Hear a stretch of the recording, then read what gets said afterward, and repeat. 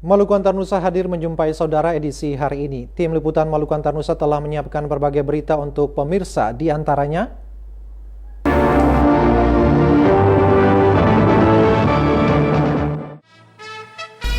1.700 lebih PNS di lingkup pemerintah Provinsi Maluku tidak masuk kantor pada hari pertama kerja pasca libur panjang. Penjualan tiket penumpang arus balik mudik disesuaikan dengan kapasitas kapal.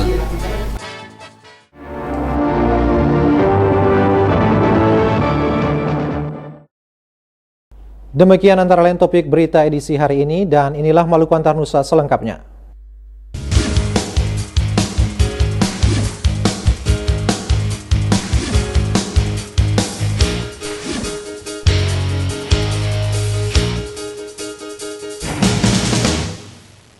Hampir 2.000 pegawai pemerintah Provinsi Maluku tidak masuk kantor pada hari pertama usai libur lebaran dan cuti bersama tahun ini.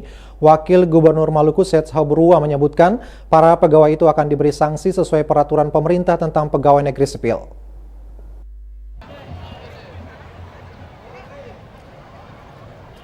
Untuk mengecek kehadiran pegawai pada hari pertama masuk kantor usai libur lebaran dan cuti bersama, pemerintah Provinsi Maluku menggelar apel bersama yang dipusatkan di lapangan Merdeka Ambon pagi tadi.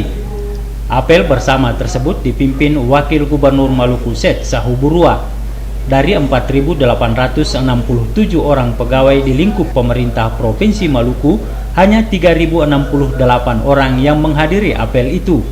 Hampir 2.000 orang atau 1.799 orang tidak hadir tanpa alasan yang jelas. Wakil Gubernur Maluku Seth Hauburua mengatakan sebelum diberi sanksi akan dilakukan pengecekan di SKPD masing-masing terkait alasan ketidakhadiran mereka pada hari pertama masuk kerja. Sanksi bagi PNS yang bolos itu akan disesuaikan dengan peraturan pemerintah nomor 53 tahun 2010 tentang pegawai negeri sipil. Bahwa kepala-kepala dinas, badan dan lembaga sampai dengan unit sekecil apapun mereka mencatat untuk kita cek. Kira-kira mereka masuk itu apakah alasan, apakah mereka berlibur keluar sehingga pengangkutan untuk kembali itu agak sulit, itu akan kita lihat. Dengan alasan apa, ya kita akan pertimbangkan. Tapi kalau misalnya alasan tidak tepat, itu akan menjadi catatan bagi kita. Karena itu juga menjadi kondisi mereka pada saat kenaikan pangkat, kenaikan pelongan, itu akan juga turut mempengaruhi. Saya kira itu, ya. Terkait sanksi bagi PNS yang bolos pada hari pertama masuk kantor, Kepala Badan Kepegawaian Provinsi Maluku Femi Saitapi mengatakan pihaknya telah meminta pimpinan SKPD untuk segera memasukkan daftar absen. Apabila ketidakhadiran PNS tersebut tidak ada keterangan yang jelas, maka sanksi berupa teguran akan diberikan kepada yang bersangkutan. Yang hadir hari ini 3.000 lebih. Dengan harapan bahwa apa yang diharapkan oleh PPK, Pak Gubernur dan Pak Wakil Gubernur, kita akan tindak lanjuti. Untuk itu masing-masing SKPD kita minta hari ini masukkan absen, supaya yang alpa kami menunggu keputusan dari Pak Gub untuk kita ambil tindakan sesuai dengan PP 53. Kita akan tindakan. Berdasarkan data BKD Provinsi Maluku pada hari pertama masuk kantor pasca libur lebaran, ada 37 pegawai yang sakit, 14 cuti, 27 orang izin, dan 186 orang mengikuti tugas belajar. Frida Raiman Hamzah melaporkan. Tingkat kehadiran pegawai sekretariat DPRD Maluku pada hari pertama kerja pasca libur panjang mencapai 90%. Jumlah tersebut berbanding terbalik dengan kehadiran para anggota legislatif.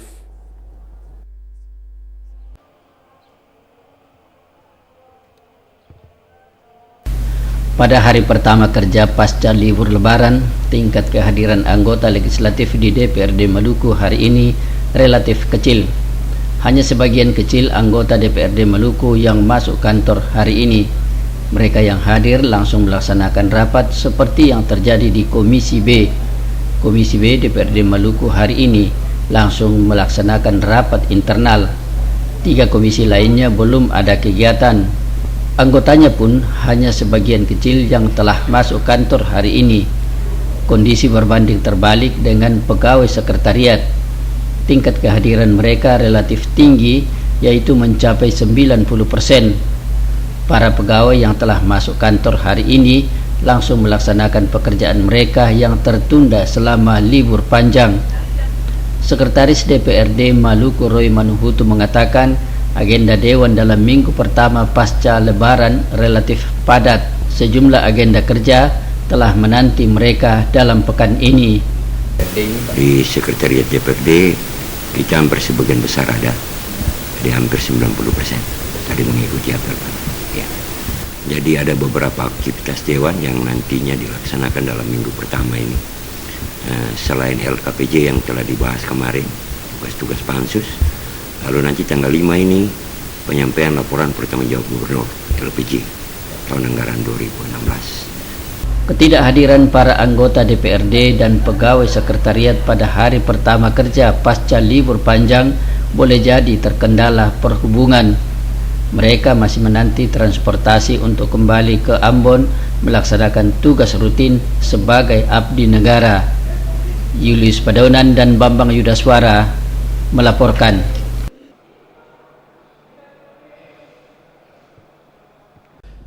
Beralih ke berita lainnya, saudara, arus balik Lebaran di Kabupaten Seram bagian timur masih berlangsung. Sejumlah kapal yang melayari daerah itu dipadati penumpang.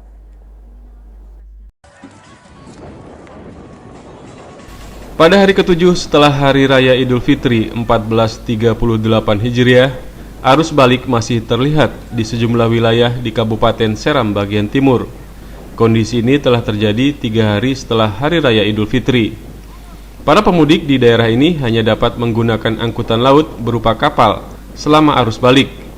Sebanyak 5 kapal melayani penumpang di daerah ini. Sebagian besar para pemudik yang berangkat dari Pelabuhan Kesui, Gorom, dan Pelabuhan Geser menuju Kota Bula. Selain itu ada juga pemudik yang berangkat menuju Pelabuhan Selamat Riyadi Ambon dan sejumlah pelabuhan di Provinsi Papua Barat. Meski dalam beberapa hari setelah Idul Fitri kondisi cuaca memburuk, namun arus balik Lebaran selalu ramai. Para pemudik yang umumnya merupakan pekerja pada instansi pemerintah, swasta maupun pelajar dan mahasiswa ini rela berdesak-desakan di atas kapal. Baik sebelum maupun sesudah Idul Fitri, jadwal kedatangan dan jadwal keberangkatan kapal tersebut tidak berubah. Dari Bula bagian timur, Mansur Boinau melaporkan.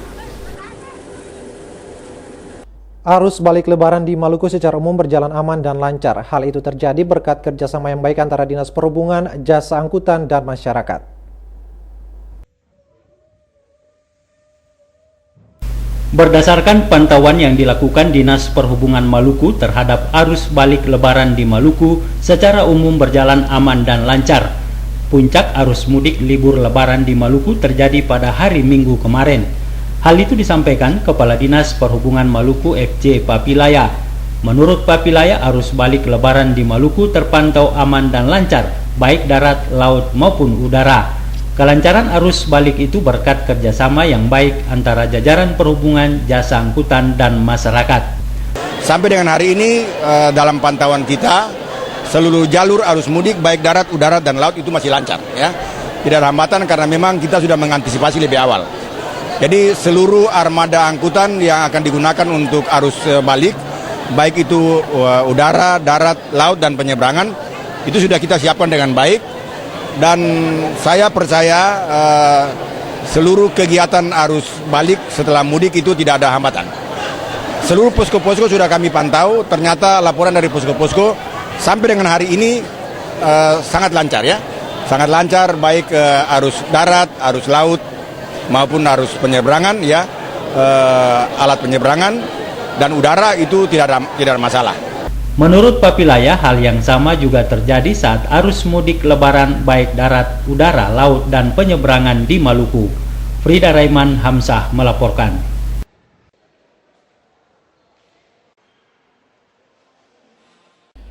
Peningkatan penumpang arus balik dengan kapal feri di Pelabuhan Namlea Kabupaten Buru hingga kini masih terjadi. Bahkan sebagian besar calon penumpang tidak bisa berlayar karena tidak mendapatkan tiket.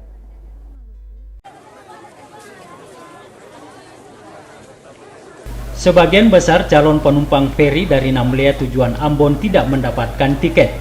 Hal itu disebabkan penjualan tiket sesuai kelas disesuaikan dengan jumlah tempat tidur dan tempat duduk.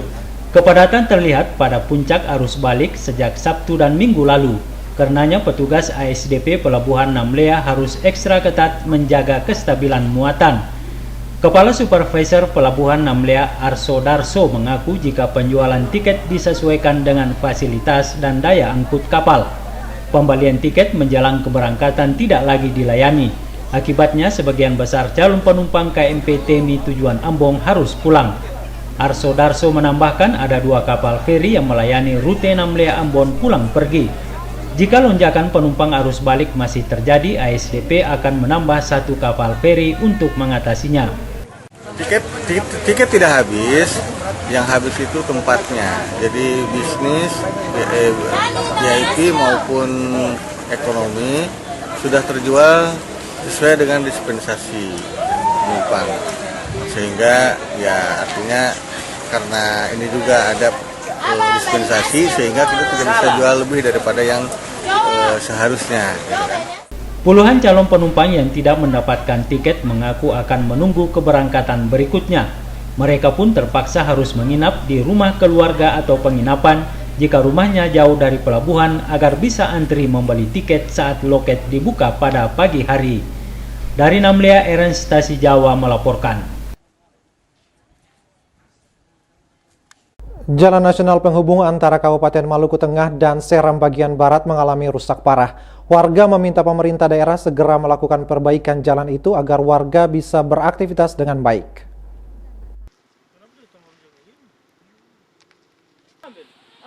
Sudah puluhan tahun ruas jalan penghubung antara Kabupaten Maluku Tengah dan Seram bagian barat kondisinya sangat memprihatinkan.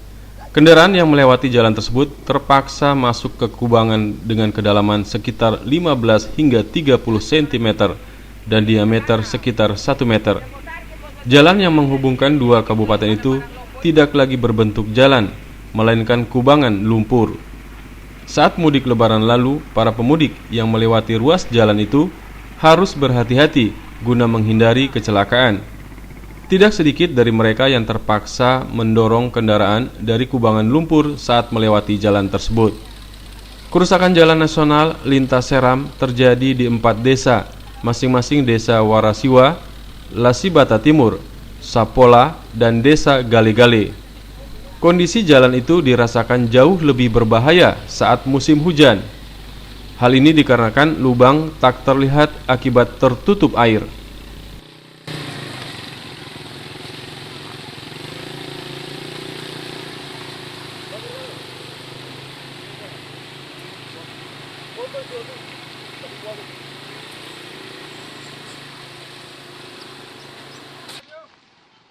Bila malam hari, penerangan minim membuat jalan rusak tak terlihat sehingga kecelakaan sering terjadi di kawasan tersebut. Warga berharap pemerintah segera memperbaiki jalan itu agar mereka bisa beraktivitas dengan baik. Fani Letahid melaporkan. Salah satu warisan budaya Pela Gandong di Maluku adalah kerjasama membangun rumah ibadah. Hal ini ditunjukkan pada pembangunan gereja Kariu yang dibantu sepenuhnya oleh gandong mereka yang beragama Islam dari Hualoi. Salah satu bentuk hidup orang basudara yang masih terpelihara dengan baik ditunjukkan pada pembangunan gedung gereja Kariu di Pulau Haruku. Pembangunan itu melibatkan 3 gandong mereka, masing-masing Poi, Aboru, dan Hualoi. Warga ketiga negeri tersebut juga hadir dalam peresmian dan pentabisan gedung gereja baru. Sebelum memasuki gedung gereja baru, Majelis Jemaat GPM Kariu bersama anggota jemaat mengadakan prosesi alat sakramen gereja. Namun terlebih dulu dilakukan ibadah syukur di gedung gereja lama yang dibangun pada tahun 2005 lalu. Ketua Majelis Jemaat GPM Kariu, Pendeta Nusla Tumahina, memimpin prosesi ini diiringi trompet dan nyanyian jemaat. Tiba di gedung gereja yang baru dibangun, saudara gandong mereka dari negeri Hualoi membenamkan kain gandong di halaman gereja. Penyambutan ini pun dilakukan dengan haru serta kapata untuk menunjukkan jalan masuk menuju pintu gereja. Ritual ini mengundang haru. Betapa tidak warga yang berbeda agama namun merasa satu dalam ikatan gandong menyambut saudara mereka untuk menuju ke tempat beribadah yang telah disiapkan. Di pintu halaman gedung gereja Ebenezer dilakukan pula penandatanganan berita acara serah terima dari panitia pembangunan kepada Ketua Majelis Jemaat.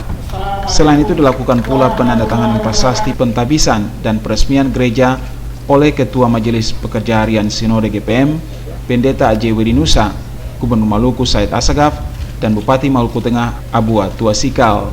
Seusai penandatanganan prasasti dilakukan pembacaan naskah Kapata Orang Basudara yang terdapat di Pulau Haruku. Kapata Orang Basudara atau seruan tersebut mengingatkan seluruh warga di Pulau Haruku untuk terus menjaga hidup bersama dalam kedamaian. Saras Bulaman melaporkan.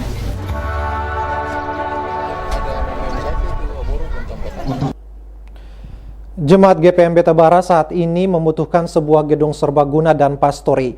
Guna menggalang dana bagi pembangunan dua gedung tersebut, dilakukan ibadah sehari berkorban yang digelar Ahad malam.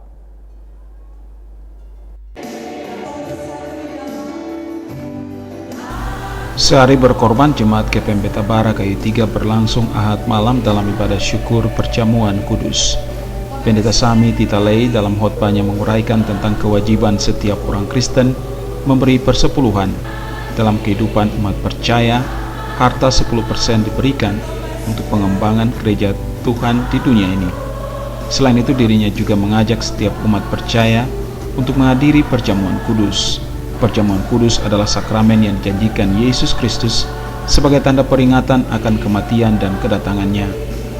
Perjamuan ini diperingati dengan satu tujuan, yaitu umat percaya mendapat keselamatan. Ketua Majelis Jemaat GPM Beta Bara, Pendeta Lou Mustamu menyatakan, kendati baru bertugas di jemaat tersebut, namun dirinya bersimpati dengan kondisi dan persoalan yang dihadapi jemaat saat ini terkait status tanah yang ditinggali warga jemaat. Status tanah jemaat tengah diperjuangkan untuk mendapatkan legalitas. Selain itu, jemaat yang meresmikan pemakaian gedung gereja sejak Maret 2014 ini memiliki seorang pendeta pembantu. Dengannya, jemaat kini membutuhkan lagi sebuah pastori untuk pendeta pembantu. Untuk pembangunan pastori dan gedung serbaguna jemaat telah dilakukan peletakan batu pertama beberapa waktu lalu. Pembangunan kedua gedung tersebut membutuhkan tidak sedikit dana. Untuk itu, melalui sehari berkorban ini, Mustamu berharap warga jemaat secara sukarela memberi demi mendukung kegiatan pelayanan. Pada sehari berkorban ini juga hadir mantan warga jemaat yang telah tersebar di kota Ambon. Melkilatus Saule, Sarles Polaman melaporkan.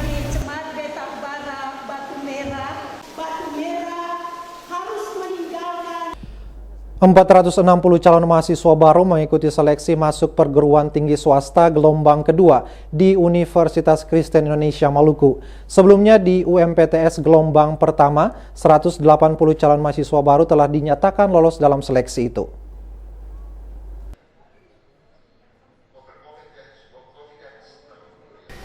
Pelaksanaan ujian masuk perguruan tinggi swasta UKIM Ambon gelombang kedua hari ini digelar. Tercatat 460 calon mahasiswa baru yang mengikuti seleksi gelombang kedua. Jumlah ini meningkat dari seleksi gelombang pertama sebanyak 320 orang. Pada seleksi UMPTS UKIM Ambon gelombang pertama diikuti 320 calon mahasiswa baru, 180 diantaranya dinyatakan lulus. Pembantu Rektor 1 UKIM Ambon Dr. Peter Sugiono menyatakan, seleksi UMPTS UKIM Ambon tahun ajaran 2017-2018 selain dilaksanakan di kampus Talake, juga dilaksanakan di Kabupaten Maluku Tengah. Seleksi UMPTS di Kabupaten Maluku Tengah itu merupakan seleksi gelombang pertama dengan jumlah 48 calon mahasiswa baru. Seleksi UMPTS UKIM Ambon menurut Sugiono mengutamakan kualitas dan kuantitas. Karenanya peserta UMPTS diharapkan dapat mempersiapkan diri secara baik dalam mengikuti seleksi itu. Tercatat hari ini ada 460 calon mahasiswa yang mendaftarkan diri untuk mengikuti seleksi ini. Mereka semua tersebar pada 11 program studi yang ada di UKIM. Kita akan sesuaikan dengan proses jumlah kuota mahasiswa per program studi sebagaimana amanat undang-undang tentang rasio dosen dan mahasiswa. Karena itu UKIM perlu melakukan seleksi yang ketat sesuai dengan kebutuhan yang berlaku dan sesuai dengan aturan-aturan juga kita terhadap jumlah yang akan diterima masih akan diperbincangkan dan diproses lagi. Kita akan melihat, pasti ada pertemuan lanjutan untuk membicarakannya. Tetapi hari ini 3 hari ke depan merupakan basis kita untuk seleksi anak-anak masuk ke UKIM. Rektor UKIM Ambon Dr. C. Aliona menyatakan pilihan masyarakat memilih UKIM Ambon sebagai tempat pendidikan sangat tepat. Hal ini ditunjukkan dengan meningkatnya jumlah calon mahasiswa baru dalam seleksi UMPTS UKIM Ambon tahun ajaran 2017-2018. Hal lain yang menjadi pertimbangan masyarakat memilih UKIM sebagai tempat pendidikan karena UKIM telah terakreditasi B melalui Kopertis Wilayah 12 Maluku. Ya, pilihan mereka itu tidak keliru, sebab setiap tahunnya kami memberikan pertanggungjawaban kepada publik terhadap seberapa jauh mahasiswa yang telah dididik dan kemudian dilepaskan masuk di pangsa kerja. Pilihan mereka menurut hemat saya tepat. Pertama-tama terkait dengan akreditasi institusi, di mana UKIM tercatat sebagai, untuk sampai saat ini baru satu-satunya perguruan tinggi swasta di wilayah Kopertis wilayah 12 Maluku dan Maluku Utara sebagai yang terakreditasi B. Seleksi UMPTS 460 calon mahasiswa baru UKIM Ambon gelombang kedua berlangsung selama 3 hari. Materi yang diuji dalam seleksi tersebut meliputi pengetahuan umum, matematika, bahasa Inggris, dan bahasa Indonesia. Khusus untuk calon mahasiswa teologi dilakukan ujian pendalaman Alkitab. Minggus Noya dan Edmond Tupan melaporkan. Aparatur sipil negara lingkup Dinas Pekerjaan Umum dan Penataan Ruang Provinsi Maluku memupuk kebersamaan melalui halal bihalal. Kepala Dinas Pekerjaan Umum dan Penataan Ruang Provinsi Maluku mengatakan kebersamaan dan solidaritas sangat diperlukan untuk mengoptimalkan pelayanan kepada masyarakat.